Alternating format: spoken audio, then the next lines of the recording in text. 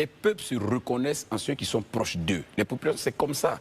Donc vous ne pouvez pas être loin et puis réapparaître à la veille des élections et puis espérer qu'on vous donne tout. Vous parlez de qui précisément? Non, je ne parle de personne. Je fais une généralité. On va y arriver. D'accord. Voilà, je n'accuse personne. Okay, mais je vais dire que c'est la sociologie déjà de notre élection. Et ça, les partis politiques sont bien mieux placés que nous pour le savoir. Je le dis pour que dans le choix de leurs candidats, ils en tiennent compte. Et effectivement, il ne s'agit pas juste de dire qu'il a la casquette de cadre ou il a la casquette de, je vais dire, d'un responsable du parti et ça lui donne un blanc-seing pour les élections. Non, il faut vous assurer que sur le terrain, c'est ce nom qui porte. Et c'est vraiment cette personne-là qui fait le travail et qui permet aujourd'hui au parti d'avancer. L'actualité politique ivoirienne est marquée par la défaite du RHDP lors des législatives du 21 février 2026. On analyse les raisons. Le grand perdant de ces élections, c'est le RHDP. Voilà, qui était sur les deux fronts. Sur les deux fronts, bien sûr. Voilà, et donc qui n'a pas été élu, aussi bien à Toumoudi qu'à Douala Massala. Et moi, j'ai une seule, je vais dire, interprétation de tout ça. Vous savez, on a souvent l'habitude de dire ici qu'une élection, au-delà de tous les moyens qu'on peut mobiliser, au-delà de tout ce qu'on peut faire, moi, je reste pertinemment convaincu qu'une élection locale est l'expression d'une équation personnelle entre un individu et les populations. Ça, c'est clair. Vraiment, pourquoi vous rappelez ce point-là, Élisée, justement? Je vais y arriver. Notre sociologie électorale est comme ça. Les peuples se reconnaissent en ceux qui sont proches d'eux. Les populations, c'est comme ça. Donc, vous ne pouvez pas être loin et puis réapparaître à la veille des élections et puis espérer qu'on vous donne tout. Vous parlez de qui précisément? Non, je ne parle de personne. Je fais une généralité. On va y arriver. D'accord. Voilà, je n'accuse personne. Okay, mais je vais dire que c'est la sociologie déjà de notre élection. Et ça, les partis politiques sont bien mieux placés que nous pour le savoir. Je le dis pour que dans le choix de leurs candidats, ils en tiennent compte. Et effectivement, il ne s'agit pas juste de dire qu'il a la casquette de cadre ou il a la casquette de, je vais dire, d'un responsable du parti et ça lui donne un blanc-seing pour les élections. Non, il faut vous assurer que sur le terrain, c'est ce nom qui porte. Et c'est vraiment cette personne-là qui fait le travail et qui permet aujourd'hui au parti d'avancer. Moi, je note juste que le RHDP a perdu. Et quand vous regardez, pour ceux qui ont été très proches de ces scrutins-là et qui ont suivi les candidats, moi, je crois que c'est le résultat d'un travail qui n'a pas été fait sur le terrain. Voilà, quand on regarde un peu le quart des voix entre les candidats à la première élection, on avait 15. Oui. Là, on a un gap de 1759. Oui, mais au-delà même de ça, il faut regarder sur le taux de participation. Le taux de participation s'est nettement amélioré. Voilà, ça veut dire qu'on sent qu'au deuxième tour, vraiment chaque état-major a mobilisé ses troupes. Ça s'est amélioré, les cas, c'est vrai, et a grandi entre le PDCI et le RHDP. Mais en termes de taux de participation, il y a eu beaucoup plus de mobilisation pour la participation. Malgré que chaque état-major ait mobilisé tous ces barons pour descendre sur Toumoudi. Toumoudi était le théâtre de la présence de tous les... Voilà, que ce soit au niveau du RHDP, que ce soit au niveau du PDCI. On a vu toutes ces personnes-là. Mais bon, je note juste que les élections prennent ainsi fin, le cycle électoral prend ainsi fin, et on ne peut que féliciter ceux qui ont été élus et encore rappeler qu'une élection, la vie ne s'arrête pas après une élection. On peut avoir perdu aujourd'hui et gagner demain. On peut gagner aujourd'hui et perdre demain. Il faut que ce soit imprimé dans les esprits. Pardon, dernier détail, 30 secondes sur lequel je voulais noter, c'est l'attitude du député élu à Toumoudi, Ali, franchement que je ne connaissais pas, mais dont la démarche m'a séduite. La photo avec après qu'il ait été proclamé vainqueur, il s'est déplacé le lendemain matin pour aller voir la ministre Raymond Goudou, qui est son aîné, et qu'il allait saluer, et elle aussi qui l'a accueilli. Vraiment, cette image, pour moi, c'est une image qui doit rester dans les annales. Et c'est ça là qu'on doit présenter aux Ivoiriens. Voilà ce qu'on appelle une élection. Voilà ce qu'on appelle vivre une élection. Quand on est candidat, on peut perdre et puis rester élégant. On peut gagner et rester élégant. Bravo vraiment à Hervé Ali. Et puis on espère qu'il sera un député qui sera porté vraiment la voix de Toumoudi à l'hémicycle. Très bien, Herman. Moi, la leçon à tirer, je pense que Élisée, on va revenir sur les propos d'Élisée. Quand on regarde du premier au deuxième tour, il y a eu environ 3000 voix de plus pour du premier tour au deuxième tour, 3000 voix de plus pour le candidat du PDC-RDA et 1200 voix de plus pour la candidate du RHDP. Ça veut dire que, comme Élisée l'a dit, les gens se sont beaucoup plus mobilisés. Il y a eu une sorte de sursaut pour le deuxième tour, mais quoique 41,60% de taux de participation, intéressant, mais ça n'atteint pas encore la moitié. Voilà. Donc je veux dire que il faudrait qu'on arrive de plus en plus à des élections comme on a eu en 2010, où ceux qui sont déjà sur la liste électorale, qui sont des électeurs puissent aller faire exprimer leur suffrage. La deuxième chose, c'est qu'on constate que lorsque un parti est uni, parce que le PDCRDA, pour cette bataille-là, on les a vus, que ce soit quand Tidiane, quand des Trois Mousquetaires et autres, eux tous sont allés apporter leur appui à le candidat. On a vu aussi, le RHDP, il n'y a pas de problème là-bas, de fait, les barons sont allés soutenir. Donc l'opposition, encore une fois, marque des points parce qu'elle est unie. Et ça, il faudrait que cette leçon... L'opposition ou le parti PDCI? Le parti PDCRDA, mais on a vu deux partis politiques de l'opposition aller soutenir le PDCRDA. Deuxième chose où je voulais m'arrêter, c'est sur les propos pendant la campagne tenue par certains leaders. Moi, je pense qu'on n'en a pas besoin dans une élection. On a vu la belle image de fin que le député Ali Ali a montré en allant saluer son aîné, on va dire. Son aîné Goudou et Monkoufi. Mais il y a eu quand même le propos même de la candidate du RHDP qui a rappelé qu'il y a 5 ans, elle ne pouvait pas traîner avec, enfin, se balader avec des t-shirts à l'effigie du président même du RHDP. Vous, c'était pas indiqué? C'est pas indiqué, il faut dépasser cela. Et même quand on prend le propos de la ministre d'État, madame le ministre de la fonction publique, comment on appelle, quand elle allait soutenir Raymond Goudou, elle a eu des propos, je pense qu'on n'a pas besoin de ça. Le RHDP aujourd'hui, c'est un parti qui s'est construit, qui a d'autres éléments de langage que des éléments de langage ou bien des discours qui vont diviser. Non, vous ne voulez pas travailler.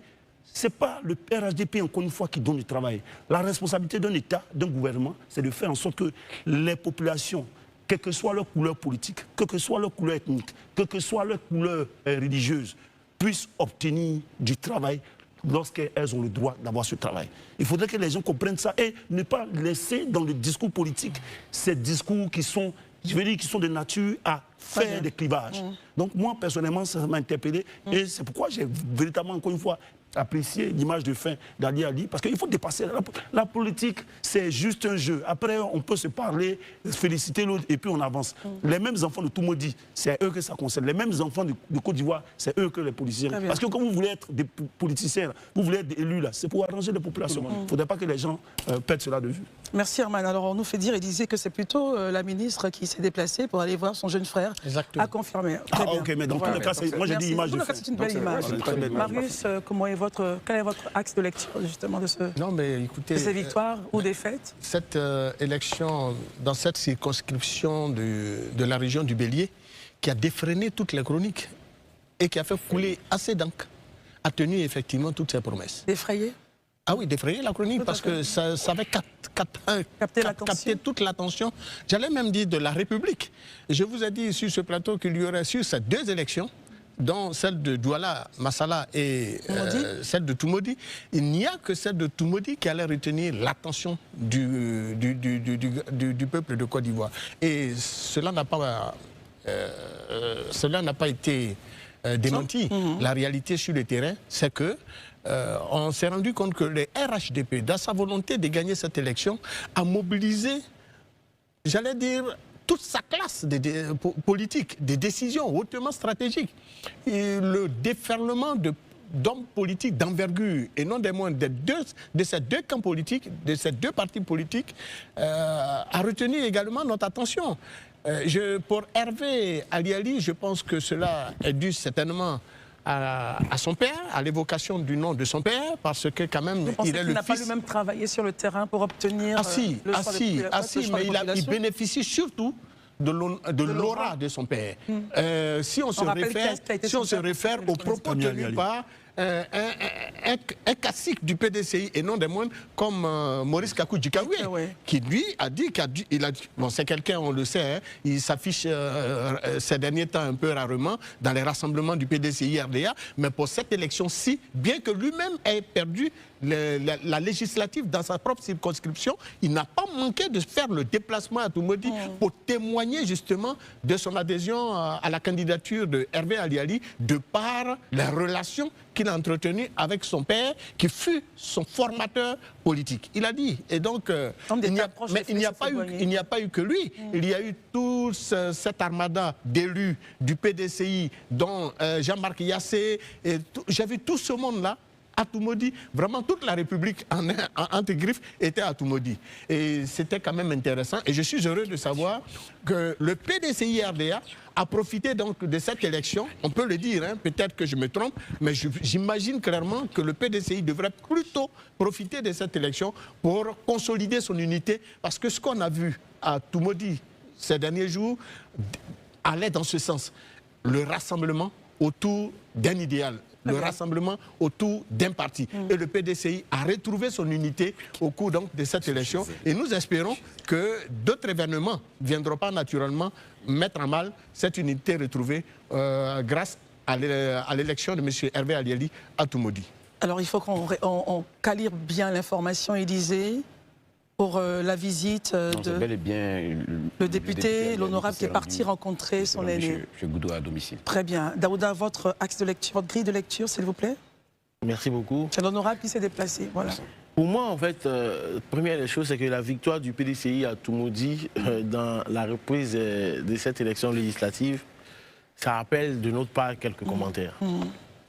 Et la première analyse, c'est de montrer que le juge, qui est la CEI,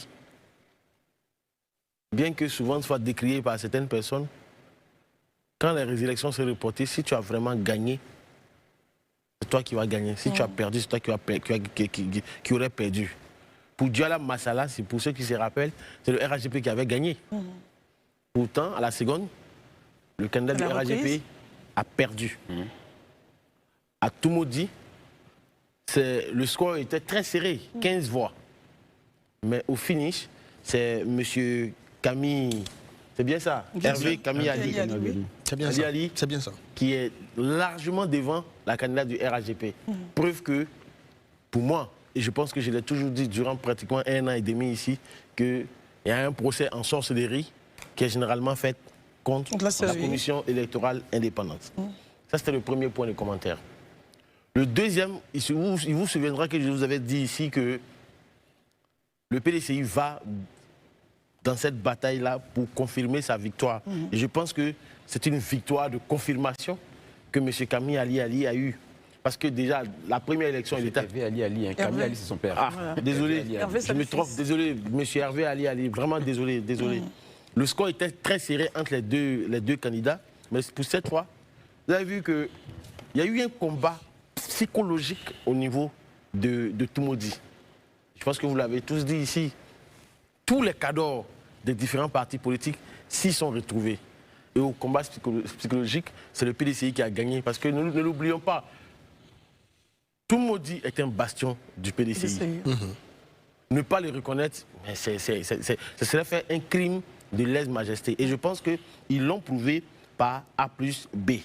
Mais en fait, il y a un point qui a été soulevé par Armand qui mérite d'être souligné. Allez-y. Pour montrer que, uni, le PDCI est fort. Uni, rien ne peut les ébranler. Tout parti est fort. Et voilà. Et ça n'a rien à voir, ce n'est même pas inhérent au PDCI, c'est inhérent à tous les partis politiques. Tout à fait. Mais durant ces élections, des présidentielles, jusqu'à ce qu'on arrive à un certain niveau, ils ont montré une certaine désunion. Mais pour l'élection de Hervé Ali, ils se sont unis tous comme un seul homme pour aller à cette campagne. Quel était l'enjeu principal? Puisqu'on a vu une certaine unité, justement. Quel est l'enjeu, le véritable enjeu derrière, qui a mobilisé, justement, comme Herman l'a dit, la voix du président Tidiane Thiam, la voix, donc Herman les appelait des 3 mousquetaires, je parle du maire de Ewo Sylvestre. Voilà. J'ai même vu le porte-parole de Jean-Luc Billon aussi soutenir. On a vu un PDCI fort. Mais justement, vous parlez de Ewo Sylvestre et puis... Très bien, on va l'écouter. Allez-y. Vous parlez de l'enjeu, mais l'enjeu est très important. Le PDCI a un ancrage, qu'on le veuille ou pas, qui est très territorial, le V-Baoulé. Mais pour ces élections législatives, le RHDP a pris Yam Sokoro, qui est une déconvenue. Même Daoukro aussi, non? Ils ont pris une partie dans le IFU. Donc dans certaines bases, dans le bastion du PDCI, ils ont pris certaines localités. Il fallait réagir. Mais il fallait réagir.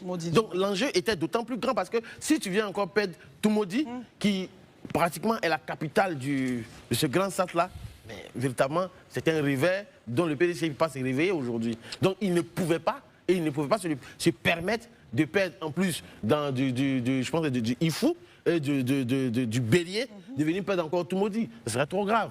Donc voici véritablement l'enjeu. D'où cette union sacrée autour de Ali Ali. En gros, c'est un signe fort. C'est le lieu de dire au PDCI qu'il y a toujours de l'espoir. Il faut se mettre, que ce soit derrière Tidiane Thiam ou bien la personne que vous aurez choisie, il faut qu'il y ait une unité, vraiment, j'ai envie de dire, de façon triviale, nationale au sein du PDCI. Sinon, il va aller à volo. Ainsi prend fin notre analyse sur la défaite cuisante du RHDP. Donnez vos avis en commentaire.